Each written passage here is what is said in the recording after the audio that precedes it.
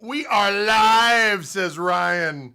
Ryan says we're live. Say what? Ryan said. You'll notice, folks, I'm not in the orange room right now. You'll notice that I am in Fishman Lair. I'm out in Boston. More than a feeling. I was supposed to get here a lot earlier. There was some issues with our friends in the aircraft community. Apparently, the de-icing mechanisms on board the craft that I was supposed to traverse from Milwaukee to Philadelphia on was not working. And they said, that means we can't travel through clouds or fog or this and the next thing. And I was like, well, that's a problem because it's a foggy day. So they got us all off the plane. They said, get out. Greetings, Michael Burrell. Lee, what's going on? Average Joe. Oh, what's going down? I'm going to share this with some musical friends, hither and yon. I'm going to share this with some musical friends. Oh, hither and yon. Needless to say, Dylan's not out here. Dylan's back home, doing his due. And I am on the dusty trail here. The Gristle Kingdom. Anyway, so then I had to reschedule a flight. I went through Charlotte Airport, ladies and gentlemen. The Charlotte Airport is a place of shame. That's all I'm going to say. It is a community. I don't know what the community's like, but the airport itself is, as I said, was infested with humanoids. No place to sit. I thought, hey, people. I'm just trying to get to Boston to sing More Than a Feeling. And what are you doing to me? Anyway, so we are here. And I see the gang's all here as well. I'm reading I got this industrial-sized Mac screen here that I'm able to see all the comments, and they're coming down. Anyway, so here we are in Boston. I brought out my Gristle 90 in, of course, the tone hue of doom and destruction, which is Tosa Turquoise. And this was the first one that I got. This was one of the prototypes, and then sent it back to Fishman, and they installed the pickups that we had voiced in this very room, ladies and gentlemen. This is the room where it happened. In the room where it happened, in the room where it happened. Well, I went a little Hamilton on y'all with that little jam there for the kids. Anyway, so we are in this room. I've got a deluxe reverb on 2, ladies and gentlemen, and I've got treble on 6. I got bass on 6. I got reverb on about 2.5. I find that the Fender reissue reverbs are a little savage. You get them up to about 3, and it's like more reverb than one can take in good conscience, at least as far as I'm concerned. But 2.5, kind of the sweet spot. Anyway, so we got... And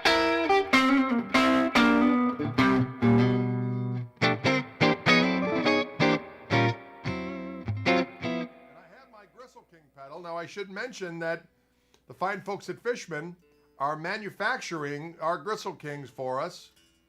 And so, needless to say, they have one out here. So I can go between this clean sound...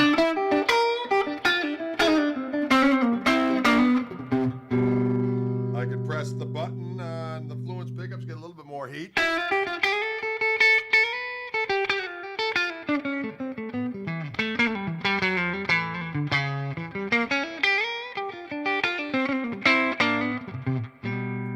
the clean boost on here to get a little bit more.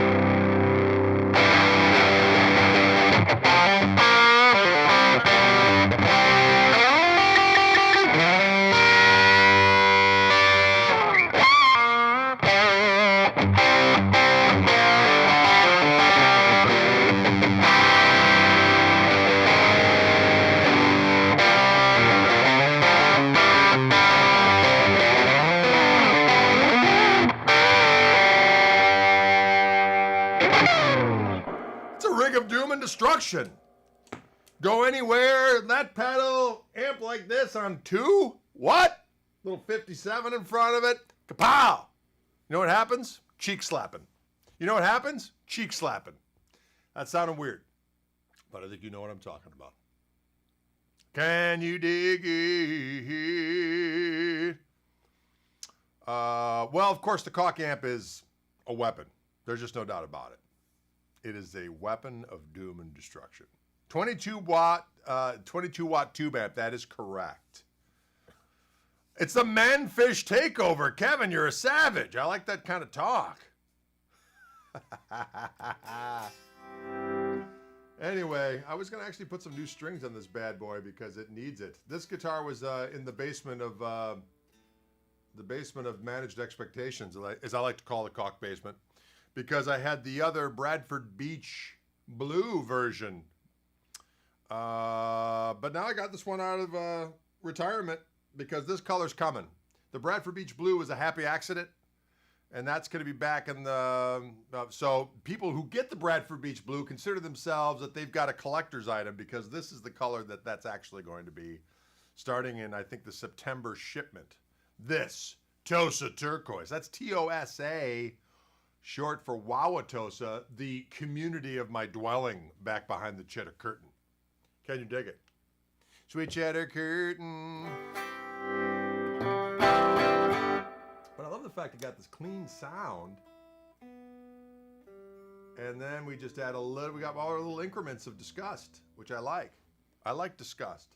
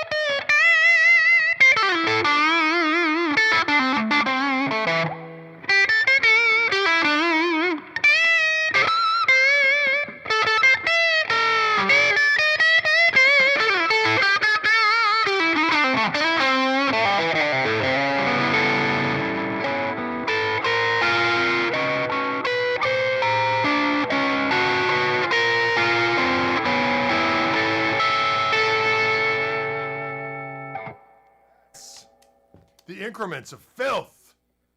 Can you dig it? Folks, can you dig it? Here in Fishman land. Amp is on 2, ladies and gentlemen. I think that's important to say. Because under normal circumstances, an amp that would be cranking into my left ear would cause unmitigated problems. I do put a little ear thing in there. It's what's it called? An earplug? I put that in there. Can you dig it? Yes, hanging with the Fishman, folks. You are correct, Patrick McManus. Out here, we're doing some videos for the standalone version of the Fishman Gristle Tone P90 set. So, of course, they come in stock in the in the Reverend Gristle 90 guitar, as I have in front of you here at this particular juncture in time. But they also are going to be a standalone set that'll come with 2 volume controls and 2 tone controls. And they are installing them on a delicious gold top Lester Pulphus model. And I'm going to do some videos with that tomorrow. And then I'm going to take that rascal guitar back home with me. So when I do my my videos and stuff from the Orange Room or elsewhere, I'll play on the Gristle Master with the P90s, but then also play on the Gristle 90s and a Les Paul to give people the look-see of what that sounds like. The look-see of what that sounds like. Does that make sense?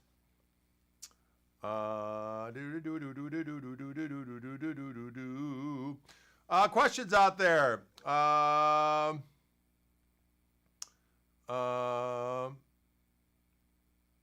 How do you make the guitar growl like that? Well, I'm using my Gristle King pedal to add a little extra sass, but these pickups, they sound glorious. Again, a Fender profile or amplifier like this, you know, a deluxe, a super reverb, of course, it's going to be louder or whatever the case may be. You turn them on kind of low, so a nice clean sound. I kick it to get a little bit of grease with both the boost on the second voice on these pickups a little bit hotter. And then if I hit my clean boost on the pedal, it kind of breaks up the front end of the amp a little bit. And then if I hit the overdrive on top of that, the world explodes. And that's all there is to it. Can you dig it? Gold top will be nice. Yeah. But it was kind of funny. Ryan's actually in the other room. My wife said, I want a selfie with you and Ryan to prove that he actually exists and that he's not an AI figure from the great ether of the internet. I said, no, he lives. He lives indeed. So this is important. Questions out there, don't be afraid. A lot of times what I like to do, folks, is I'll put on the clean boost and the overdrive and put on this bridge pickup on here, and it just sounds like rock filth. Rock filth to the highest order. Let's see what that.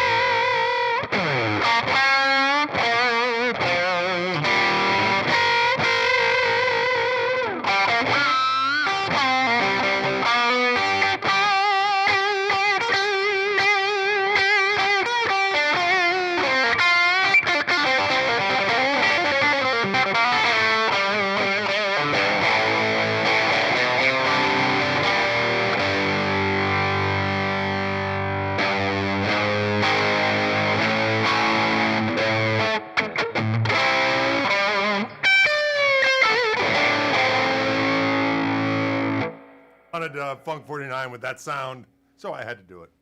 Because I'm easy that way. Someone asks for Funk 49, I'm going to play it. Because it's always the right time for Funk 49. Am I right or am I right?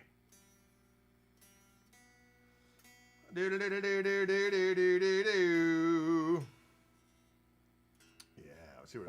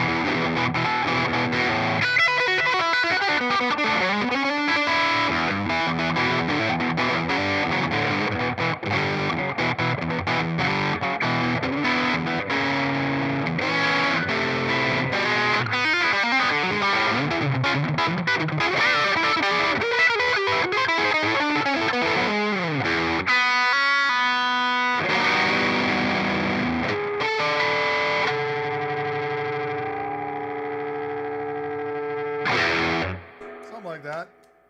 That's a little bit of the grip for the kids. It is a blue room. We're not in the orange room today. I'm out in Boston, actually in Andover, Massachusetts. I was supposed to come here via Philadelphia, but we got on the plane this morning and they said, everyone must leave the plane.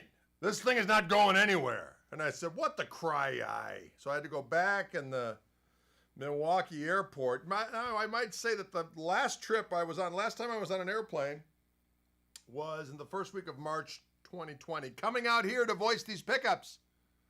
And my first trip in an airplane since then was coming out here to play some of these pickups. It's a crazy small world. It's like a full circle. A crazy full circle of activity.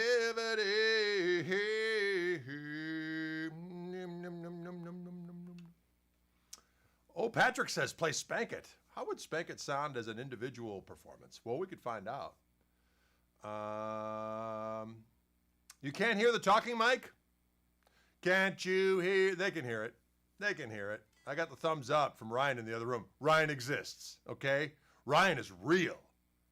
It's not just a figment. He's not just an automaton or an AI figure. He's an actual living, breathing, majestic human being here in Massachusetts. The Circle of Rock, that's correct, Maddie K. Bungalow Bill.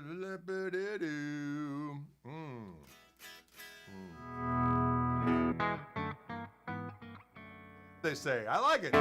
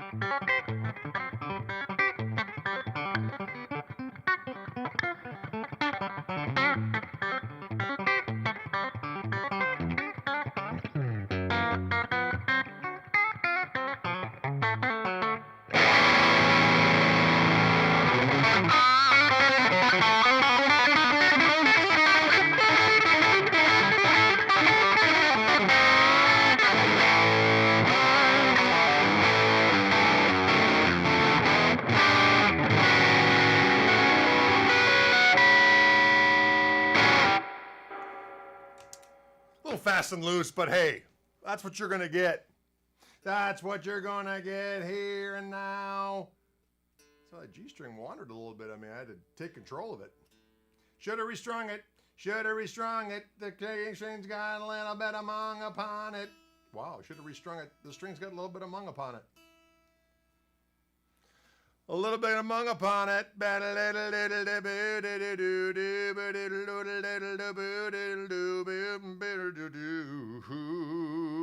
you dig it? How are y'all doing out there? Come to Philly. I'd like to come to Philly. But you know what? First things first. Had to come out to Bostonian. Oh, what do we got here? To keep protecting you, Sophos needs access to your device. Listen, Sophos. Sophos yourself, Drade.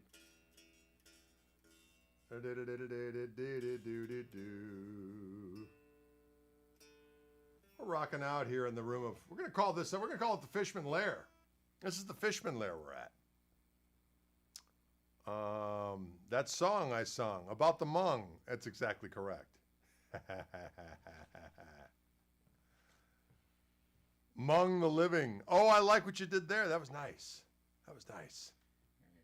You're going to take that thing off there, that big old thing. Ryan is in the room, ladies and gentlemen. Ryan's in the same room. He lives, breathes, and manipulates computers. When need be, he has that power, that strength. Can you dig it? Please come to Philly in the springtime. A tasty cheesesteak awaits you. A tasty cheesesteak awaits you. And the Liberty Bell. What more can you ask for? Ryan is flying. Oh, I like the rhymes we got going on today here. Doggone it. Doggone it. Was the deer satisfied with your MXR looper of choice? Oh, I think so. The deer was. Remember he asked me in the woods? It was very strange. I'm walking in the woods and this deer is right in my path. And I figure, well, as I get closer, she's going to run. But no, she kept on looking at me like, hey, bro. I thought, this is weird. And then I thought, well, if I get closer, maybe she kept on coming closer and closer to me. And I thought, well, that's weird. Usually when that happens to me, when I'm out and someone strange is coming up to me, next thing I'm going to hear is, hey, what kind of looper do you use? Or, hey, whatever the case. So I made a little joke on the inner Googles. And then you know what I did is I turned around and I used another path because I didn't want to scare the creature.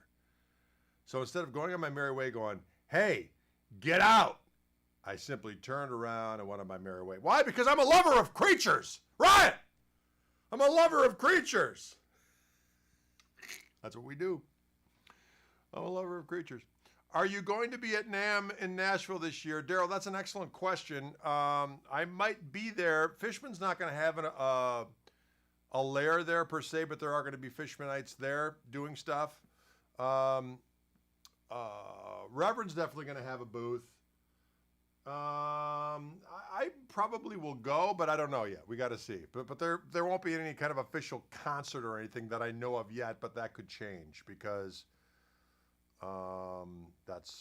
everything seems to be changing relatively quickly. Hey, gentlemen, when is the official release date of the P90s? People are asking. June 21st? 25th. Right? June 25th. Oh, I see a sign there. Sweet, sweet sound. They're holding up a sign saying, sweet, sweet sounds. It reminds me of a story. It's story time right now, ladies and gentlemen. You know, back in the day behind the cheddar curtain, I first got married. First of all, I was working at a music store during the day and gigging out at night all the time with the band. And I'd leave, go out of town, couple, weeks out of the year when the road called. But it was hard getting the band out of town. I'm going to tell you that right now. It was very difficult. So played around town as much as I could, doing mostly my own stuff. But occasionally I would do the pickup blues gig. And this guy called me, this harmonica player, who shall remain nameless. And he called me up. He's like, hey, Greg, what are you doing on Tuesday nights? I said, I don't know. What do you got going on? Well, I got a gig at this place called such and such on the south side of Milwaukee. And it's attached to a gym. And there's a bar attached to a gym, and they want to have blues bands. I go, that sounds like the worst combination of all time.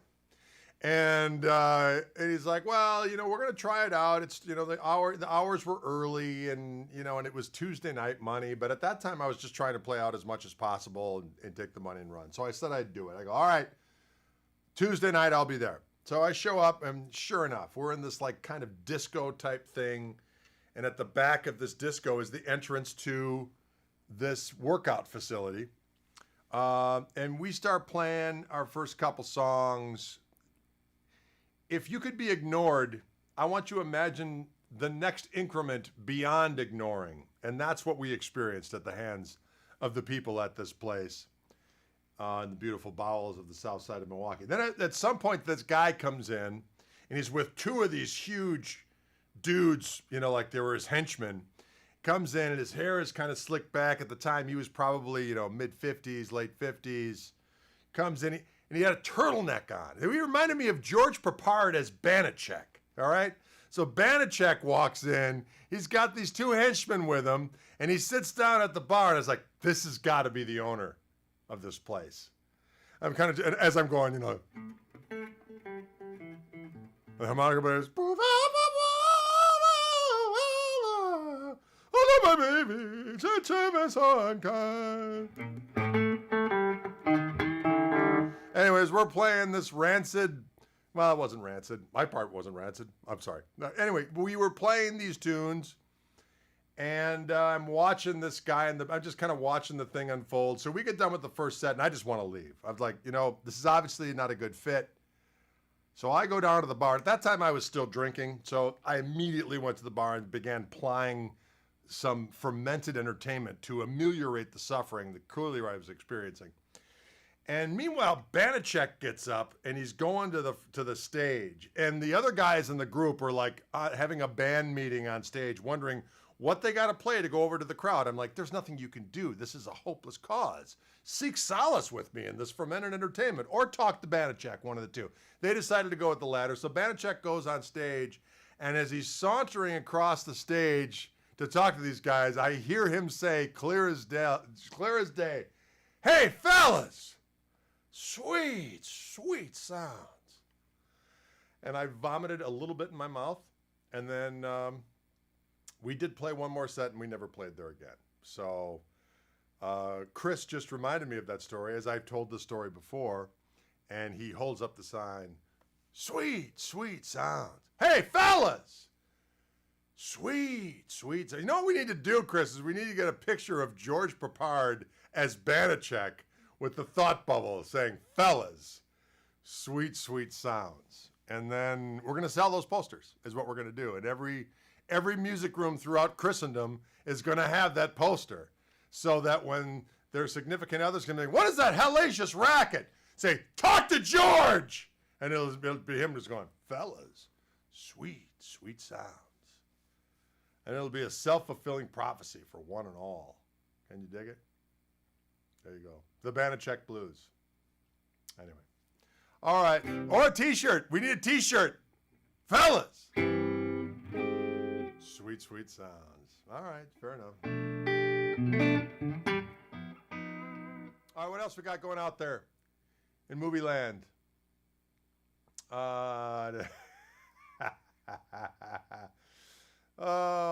You know what? I'm going to start writing my book, ladies and gentlemen. I got stories, one right after another, of these adventures, and most of which I remember, and once I start remembering one, it's kind of like jokes. You remember one, and then you remember all of them, or they start coming in.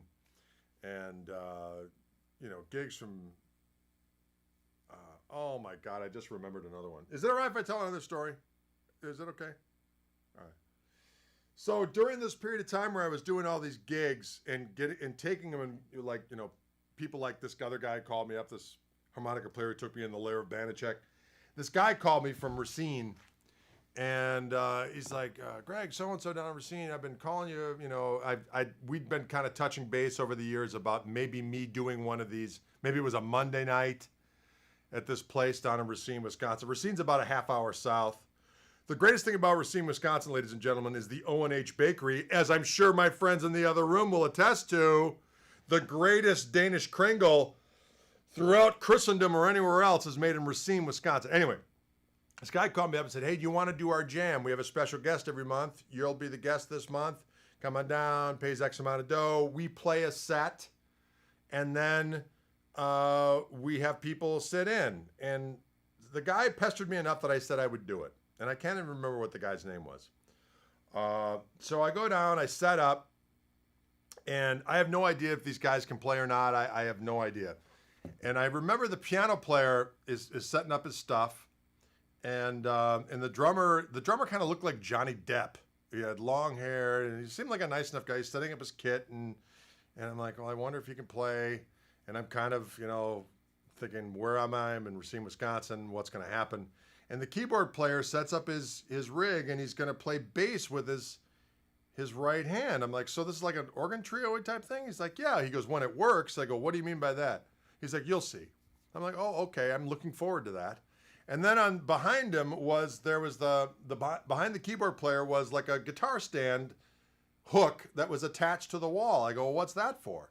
And all of a sudden the keyboard player grabs like a Gibson grabber bass and he puts it up on the wall. I go, well, what's that for? He goes, and the drummer's like, well, we have people sitting on bass and stuff. You'll see. It'll all become clear. I'm like, okay, great. So very first tune, they go, this is shuffle and C. So all of a sudden, we break it. All of a sudden, the drummers, I'm like, shit, the drummer can shuffle, okay. And the keyboard players are ding, ding, and comping. I'm like, holy shit, this is gonna work out. I'm like, this isn't so bad. I mean, we're gonna jam the night away. And all of a sudden, the tempo starts dragging. I'm like, wait a minute, what's going? I'm like, oh. And all of a sudden, I hear the sound. All of a sudden, the keyboard player's right hand bass thing that he had hooked up stops working. This is all happening in the first song. Tempo's slowing back.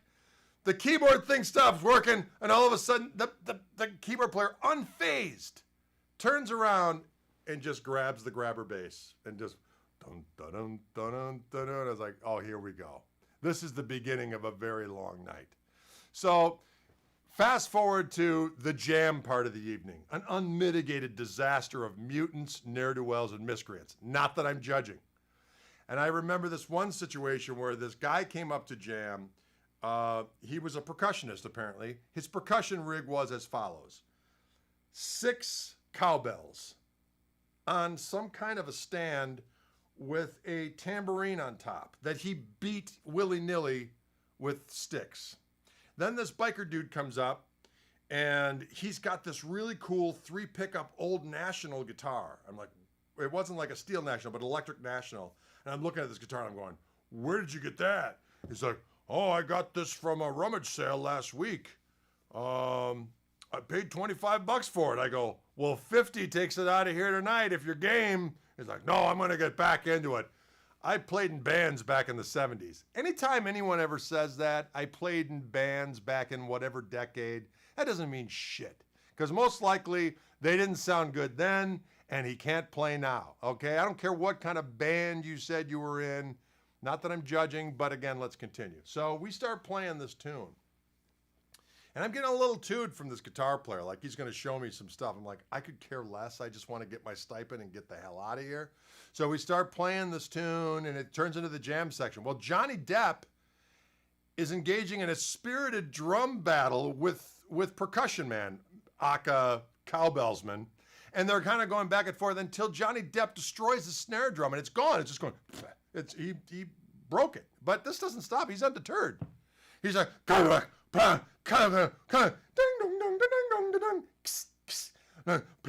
pladdle.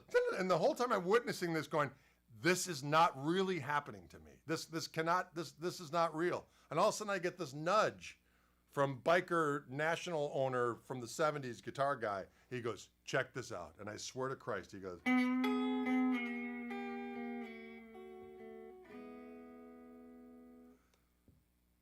that was it for me.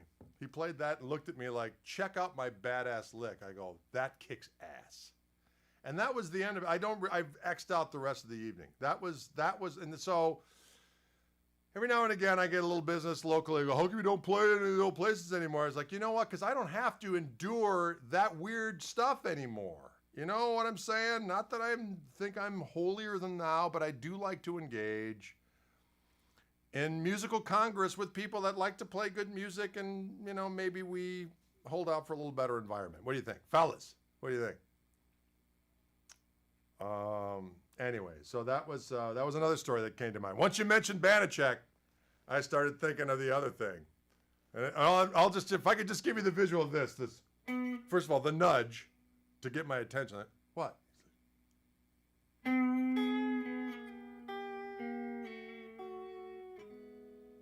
Meanwhile, and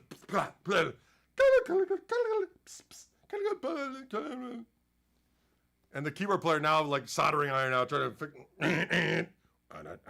This all happened. It's all real. It's all going to be in the book. Tales from the Grist Mill. There you go. All right, there you have it.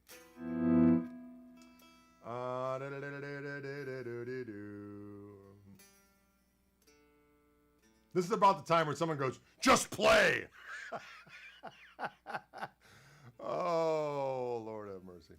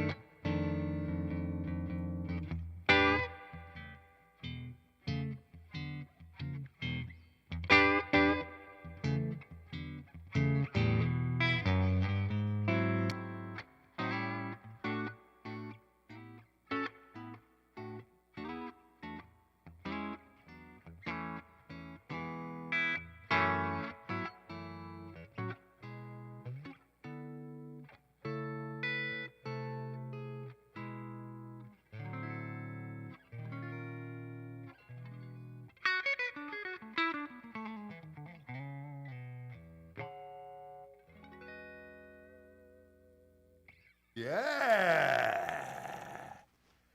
Can you dig it? Can and will you dig what's going down? How's little A little bluesy thing in the key of E. Went with a bunch of different little morsels in there for the kids. Mutants, ne'er-do-wells, and miscreants. Oh my, nicely done, Teddy.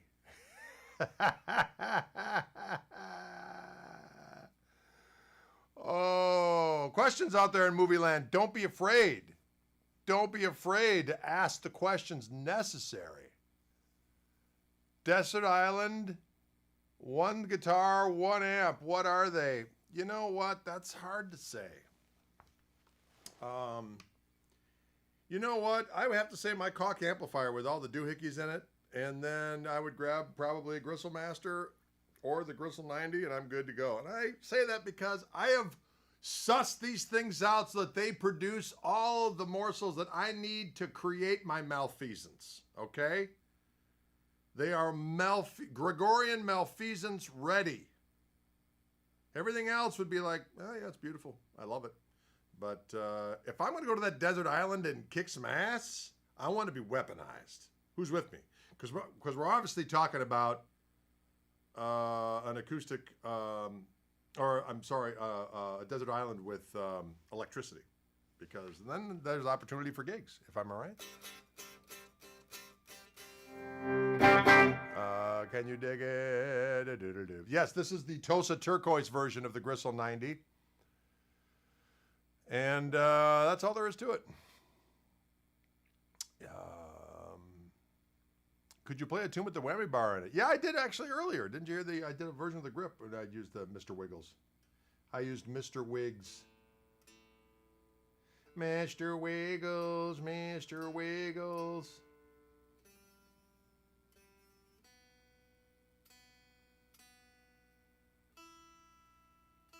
See what we got here. Tuning up a little bit.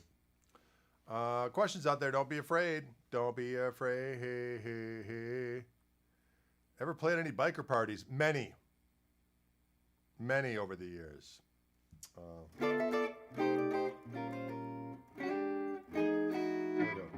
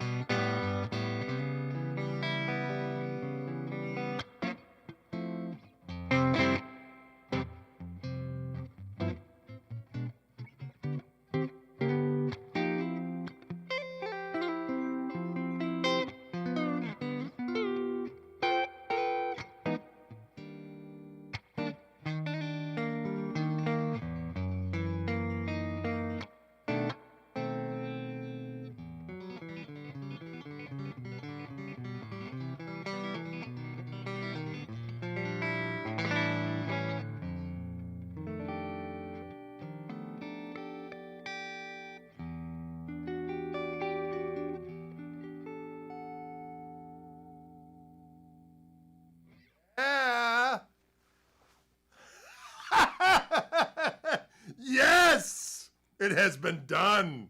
Hey, fellas, sweet sounds. That's coming in. You're about to see it, and you're about to live it. Don't mess with marketing people, right? Don't mess with marketing people, ladies and gentlemen. Hey, fellas, sweet sound. That's all there is to it. Let's see if I can pop that.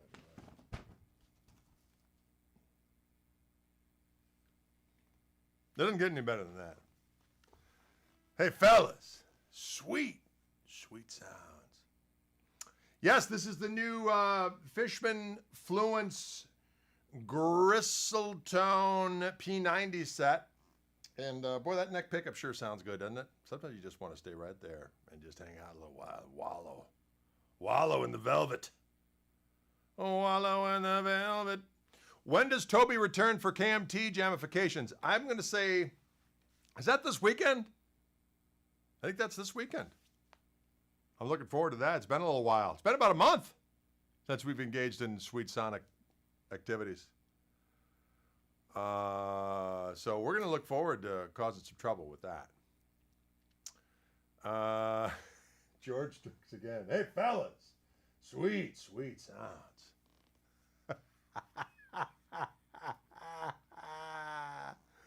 Woo! Yeah.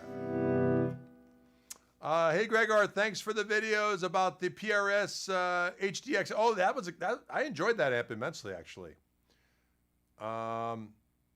Greetings from Ukraine. Well, greetings over there. As a matter of fact, on the, thank you, sir. On the Unrepentant record that I did a few years back, the version of Welch's Grape.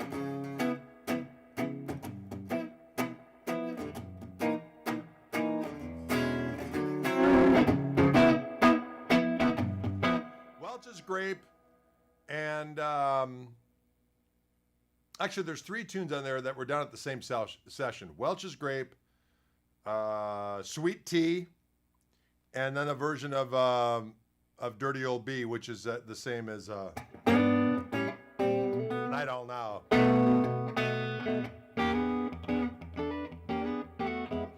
All 3 of those tunes were used. I was using a Les Paul, which was a Wildwood Spec Les Paul. 59, beautiful guitar. I've since sold it only because I had to get that 53 Telly and I needed to, in lieu of selling organs, I sold some custom shop guitar. But I used that guitar into a 59 Bassman reissue and a Paul Reed Smith HXDA amp, and I just gunned them both. There was no other pedals involved.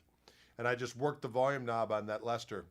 Turned it down for the clean spots, and then turned it up, and it just went, just annihilated. Can you dig it?